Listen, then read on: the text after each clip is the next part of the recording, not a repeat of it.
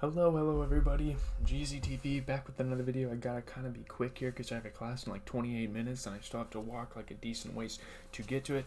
I just wanted to give you guys this video real quick. I did watch the movie X last night. We will give you guys a review later. Tomorrow it'll just be Walking Dead, and I'll try to get you guys a Lucky album review, so that'll be great. Friday night as well, we will probably be watching a horror movie. Maybe Pearl if we can find it. But anyways, let's get to the plot. We gotta kind of get through this video, get to it. I'm probably gonna be, I don't know if I'll be late to my class or not. I'll just have to get my ass going over there. But there's obviously the opening in the main story. So yeah.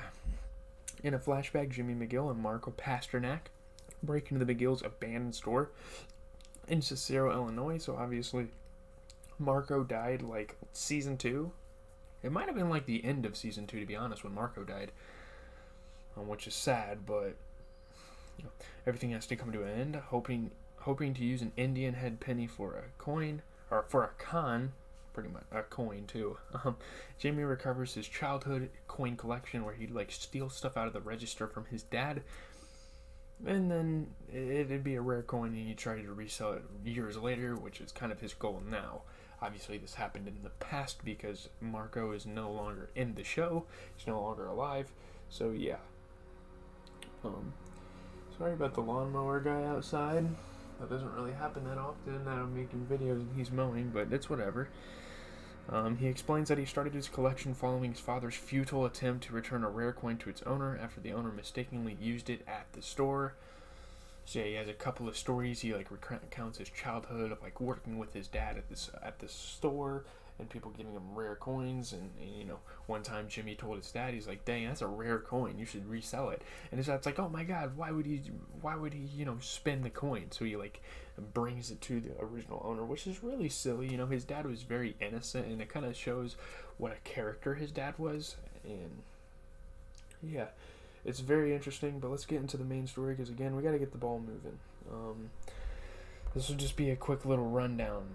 Maybe not quick, but I don't know. Mike Ehrmantraut drives to the site where he committed the ice cream truck robbery, as you can see in the picture up there. That's what the scene is kind of depicting, and Mike is not really in this episode all that much.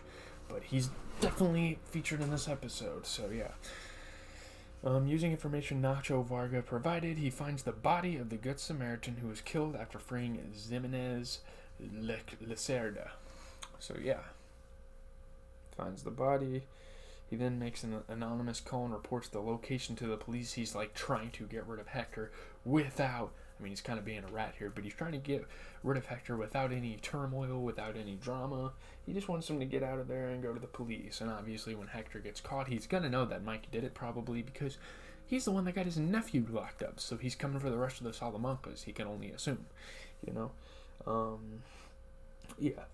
At home, Chuck McGill shares with Dr. Cruz the epiphany that caused him to realize his electromagnetic hypersensitivity might be psychosomatic. So obviously when he was in court and he figured out that it might just be in his head because he had that battery in his pocket for the entire hearing, and until he was actually exposed to it and he acknowledged it was there, he didn't experience any EHS symptoms, you know? So it's kind of insane, you know? It has to be right in front of this man's face for him to really experience the symptoms.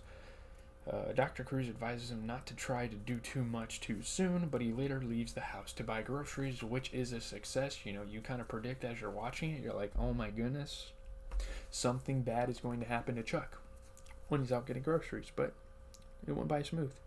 On his return, Howard Hamlin informs him there's an issue with Chuck's malpractice insurance, which is kind of the fallout of what Jimmy did when he went to the malpractice insurance agency, and he was like, my brother, he's so against me. And so they realize that his brother is like putting him up to this, I guess.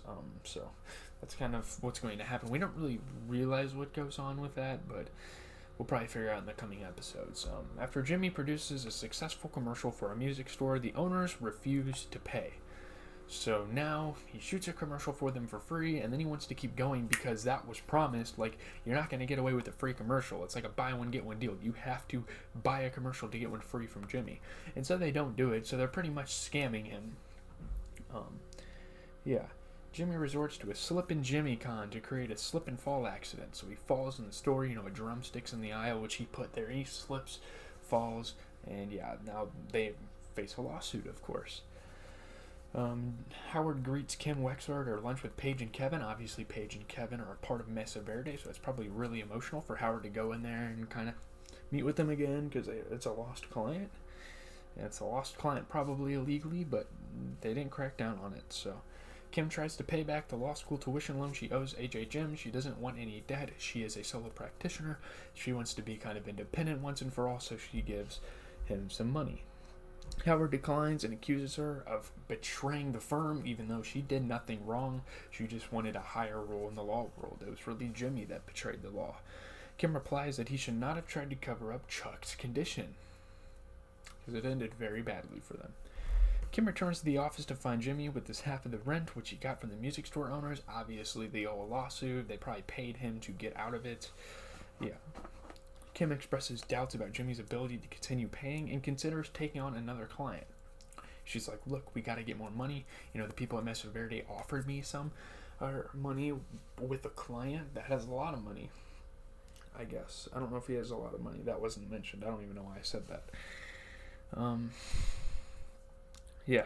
Jimmy later makes $700 while performing his community service, which he earns by threatening the supervisor with a class action lawsuit, enabling a drug dealer also doing community service to leave early. So it's like he kind of lists out the laws. He shows how smart he is with the city and stuff.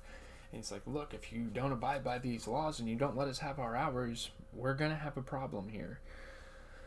Nacho executes his plan to kill Hector Salamanca by stealing the nitroglycerin bottle from Hector's jacket pocket and replacing the contents with look-alike capsules containing ibuprofen. So obviously at the beginning of the episode, he was like practicing like throwing it in a coat pocket so he could do it smoothly. Yeah.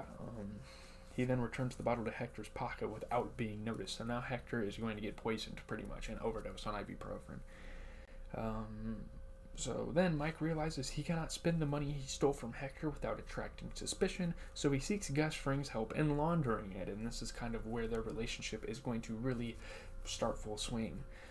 Gus warns him they should avoid being publicly associated so the Salamancas do not get suspicious because, you know, given that Mike called the police and reported that body, Salamancas are probably going to do the same with Mike, knowing what the drug operation is, and they're probably going to snitch. He tells Mike the laundering process will be difficult, but he agrees to help, so hey, they shake on it. It's kind of crazy. It opens up a lot of doors for this series. In terms of the critical reception, this was a pretty big-time episode. Received critical acclaim, obviously 100% on Rotten Tomatoes. You know, Rotten Tomatoes is a big platform for rating TV shows and whatnot. 12 off of 12 reviews, it got a 9.03 out of 10. Slip continues Better Call Saul's character evolution with another gripping episode taking the series story in unpredictable yet satisfying new directions. Let's see. 9.2 out of 10 on IGN. The acting and direction is top notch. I mean, Chicanery is the best episode of the series, so that's kind of the standards it lives up to. It's a strong installment, you know, close to an end in season 3. They're wrapping stuff up. So, yeah, that's all I have to say. I gotta get to